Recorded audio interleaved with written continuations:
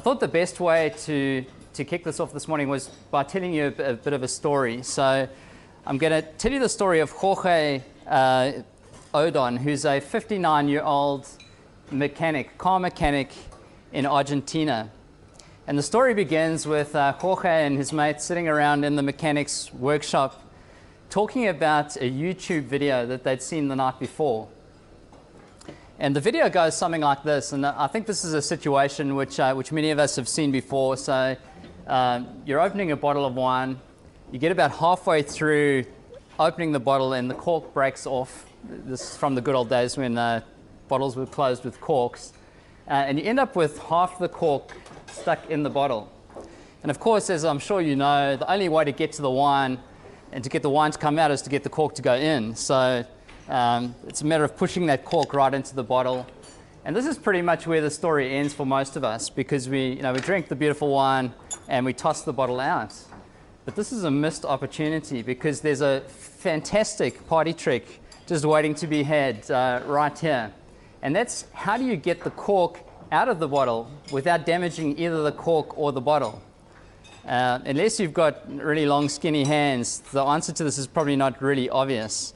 So I'll show you how Jorge and his mates solved this. So a regular shopping bag. You can see I'm just twisting it a little and now inserting it into the bottle.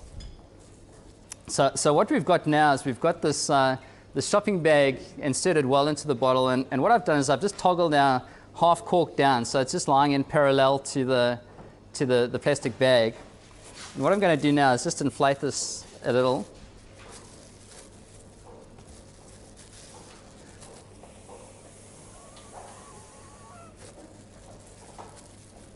And just let some of the air out. The wine's got to be gone at this stage, otherwise you're wasting. And there we go, our cork is out of the bottle. So I'm sure you're wondering, where did they get this guy, and why is he showing us corks coming out of bottles in the morning? The reason is that Jorge actually woke up the following morning and he said, you know what? This could be applied in a completely different space.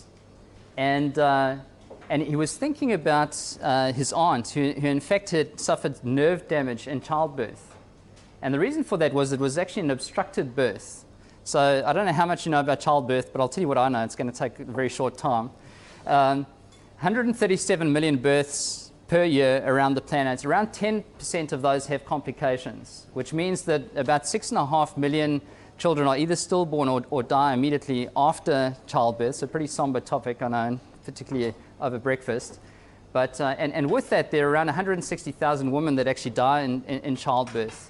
It's not as much of a problem for us because we have great medical facilities. We're living in a beautiful city with the best of everything in medical technology. But the place where it really hurts is out in the rural areas and the poorer areas on the planet where they don't have access. That's not an option. If things go wrong in childbirth, the best they can do often is just using forceps, which if you've seen them, it's a giant set of pliers with rounded tips, and those get inserted into the birth canal onto the head of the infant, and they get used to pull the child out. And when the operator is not very skilled, lots of bad things can happen with that process. So Jorge, when he saw this YouTube party trick, he said, this could actually be applied to a medical device. And he went off and started speaking to obstetricians and ended up perfecting a device, which I think we'll be able to show you. So that's where it started, and this is where it finished. So this is a device now that's being endorsed by the World Health Organization. Essentially, you can see it's a plastic bag, ultimately, that goes into the birth canal. It actually inflates around the baby's head, and then that gets used to pull the infant out without damaging anything in the process.